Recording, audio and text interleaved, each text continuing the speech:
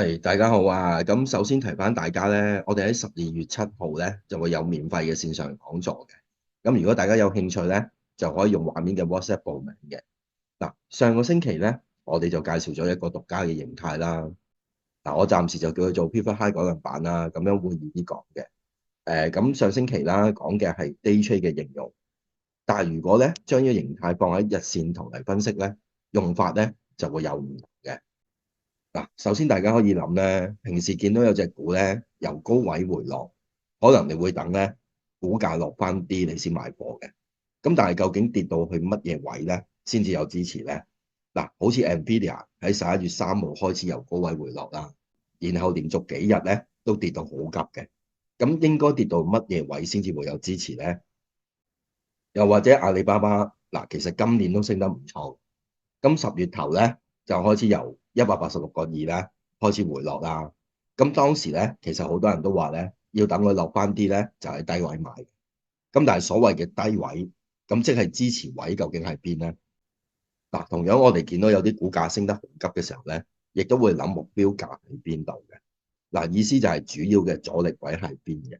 嗱，好似 Meta 咧9月中啦，咁其實大概由一個790蚊美金啦開始急跌嘅。咁之後到咗10月初咧，其實開始有反彈嘅。咁當時咧，若果買咗貨嘅話咧，咁究竟阻力位喺邊度咧？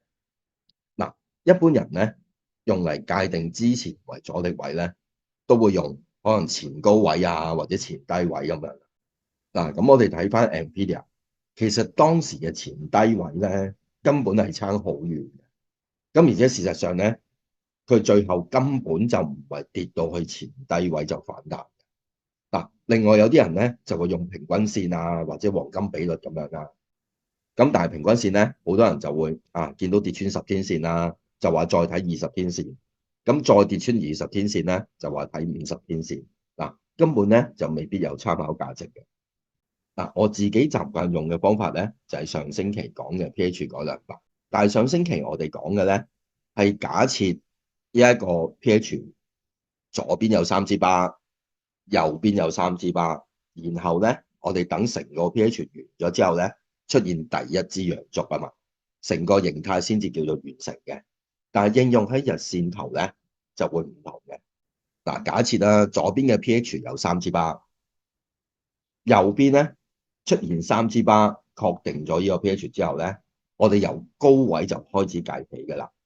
咁我哋揾翻第一支陽燭，然後咧我哋喺 PH 嘅高位咧畫一條線，然後右邊嘅第一支陽燭咧，佢嘅低位都係畫一條線。呢個區間咧就係用嚟睇一個支持同埋阻力嘅。嗱，好似呢個例子啊，如果右邊第二支巴先至出現陽燭，咁我哋喺第二支巴嘅低位畫一條線啦，同樣喺 PH 嘅高位畫一條線，咁就見到呢一個咧用嚟判斷支持阻力嘅區間。咁如果咧佢係第三支巴先出現陽燭，咁我哋第三支巴嘅低位先畫一條線啦，同樣係高位畫條線啦，就會揾到呢個區間。咁如果咧左邊有3支巴，右邊有3支巴，但係右邊3支巴都係陰燭咧，我哋就等真係出現一支陽燭，先喺低位嗰度畫一條線。咁同樣喺 PH 嘅高位畫一條線。咁點樣去應用咧？嗱，我哋睇下 Nvidia 喺11月3號，佢開始由高位回落嘅，咁連續急跌咗幾日，然後咧啱啱就係跌到咧呢個 PH 改良版嘅區間咧就開始反彈呢一個位。嗱，如果咧你當時係睇平均線嘅話咧，你見到咧佢先跌穿咗10天線。咁如果最初你以為10天線有支持嘅話咧，其實你已經要坐倉啦。跟住佢係連20天線都係跌穿埋嘅。佢真正係跌到去咧呢個 PH 改良版嗰個區間嗰度咧，先至開始反彈。嗱，我哋再睇呢個阿里巴巴，10月咧係186.2咧就開始回落嘅，然後咧啱啱好咧就係跌到一個 PH 改良版嘅區間嘅低位啦，佢就開始反彈呢一個位。嗱，其實呢個支持位咧，你見到係不斷維持緊嘅。佢連續喺10月中到而家咧試咗幾次咧，都冇跌穿到嘅。咁同樣咧，如果我哋當時係睇呢一個平均線嘅話咧，你見到佢先跌穿10天線，再跌穿20天線，咁用平均線去判斷呢個支持位咧，其實當時就唔準嘅。咁如果你跌穿10天線就揸嘅話咧，其實到而家咧，你都仲係坐緊倉。嗱，我哋再睇呢一隻 Meta。嗱，Meta 咧喺10月初反彈嘅時候咧，其實係啱啱好咧升到去上一個 PH 改良版嘅區間，佢就到咗目標價嘅，咁亦都即係個阻力位。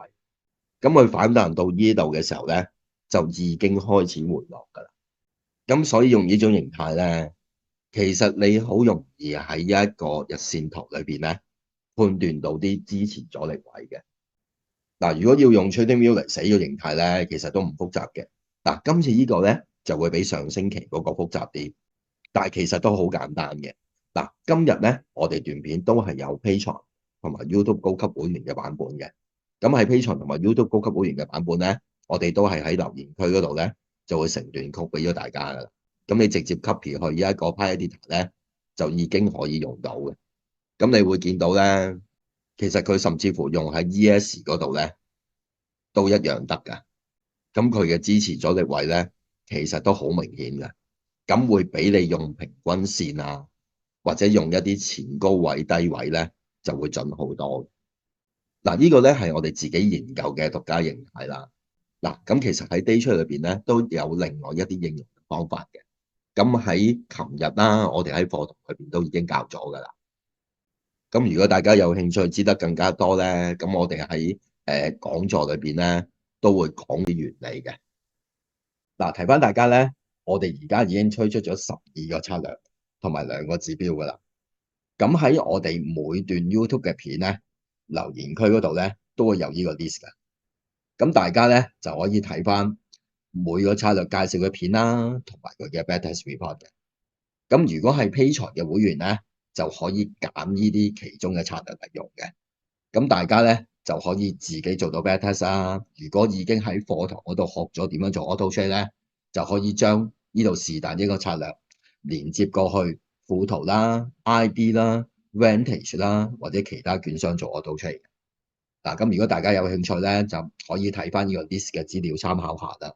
咁同埋如果大家中意我哋嘅片啦，記得訂閱我哋嘅頻道啦，同埋記得 like 同埋 share 啦，等更加多嘅人可以睇到我哋嘅片嘅。